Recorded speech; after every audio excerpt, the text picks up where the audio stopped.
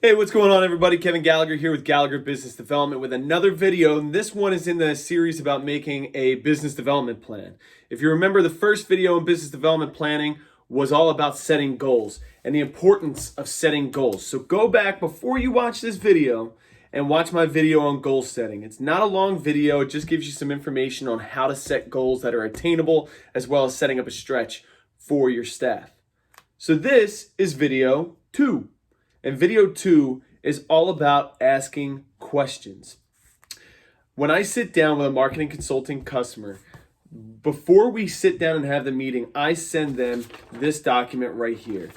This document is my brainstorming questionnaire, and all it does is ask a series of questions to help better understand the goals and how I can best effectively market the company's business. So I'm going to go over a few of these questions with you and explain them, and then we'll get more into it. So the first question is, what is your brand essence? Brand essence is an unchanging characteristic of your brand that people can always expect. Even 20 years down the line of your company being open, they should still have that to know. So I looked up a few brand essences to give you an idea. So for example, Volvo. When you think of Volvo, what do you think?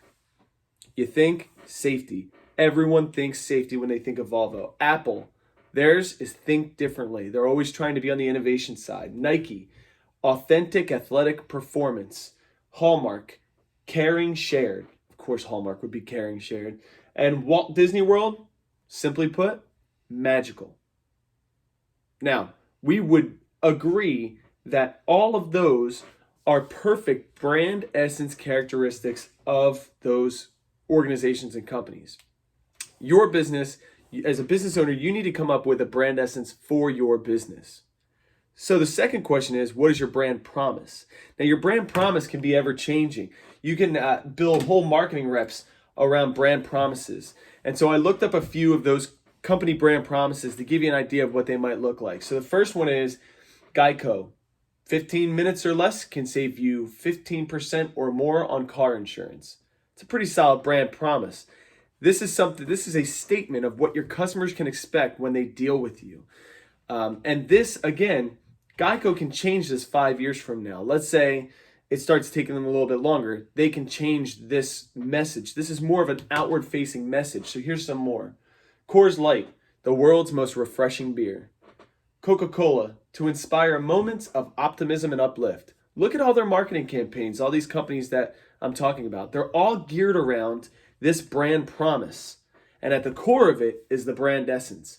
So as a marketing consultant, I need to know these two things off the start. Because let's say I have a company that is a fun and young company and they want fun and young marketing. If I bring what they would consider boring old marketing tactics to them, they're going to be a little bit upset, right? As well as they may not be reaching the customers they're looking to get in with. So some other stuff. What is your 30-second elevator speech? I know you probably heard this a million times. If you don't have a 30-second elevator speech, you're doing yourself an injustice. If you go to a networking group, I mean, we've all been to these networking groups, and at the end of the networking time, at the end of the speaker or the presenter, they'll have everybody stand up and give a 30-second commercial about their business. GBD's 30-second 30-second elevator pitch. You ready? I love small business. I think small business is the backbone of the American economy and the fulfillment of the American dream. So at Gallagher Business Development, I help small businesses in their dreams by providing them the same marketing tactics available to large companies, but at a small to mid-sized business cost. You know that by working with me in that statement, you know exactly what you're going to get. You're going to get a small business owner working with your small business in order to help you have the same kind of marketing, but at a lower price. And it sells me every single time. It's always a great presentation. Have one of those ready in your arsenal and ready to go. Let's take a look at some other stuff. Some of the questions I ask are, what are some marketing elements that you love and what are some that you hate?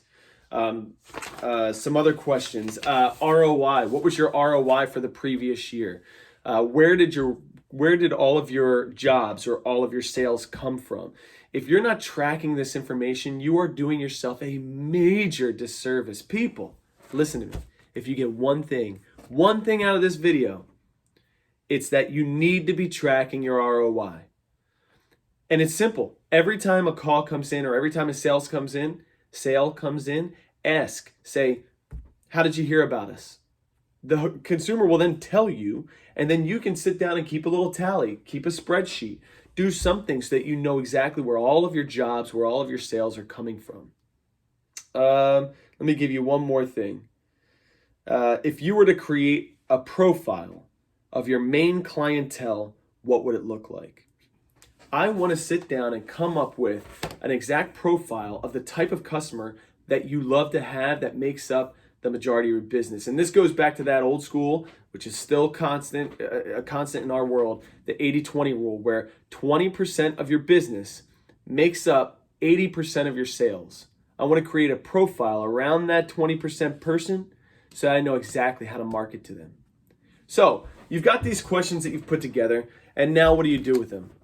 Well, you're going to ask employees. So let's say you're a small business and it's just you. Then all you got to do is ask yourself. Really simple. Sit down and brainstorm it out. Write it all out. Come up with your list, your answers to these questions that help you to understand.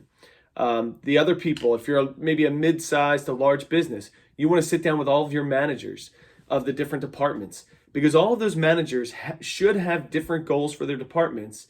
So these questions may change, but it'll help you from a budgetary standpoint to know what you need for each department. Next, high-level employees that maybe you just respect them and their ideas. Maybe you want to look at it as a way to offer them a management type of experience with you by asking these questions. You'll be surprised what you learn from your employees. They really do know about your business. And if you have employees that care, this is a great step of showing them that you care about them and about what they think.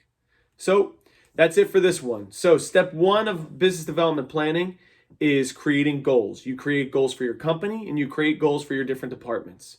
Step two, ask questions to yourself, your department heads, and high-level employees. I hope you found this inspirational. Happy sales, and I'll talk to you soon. Take care.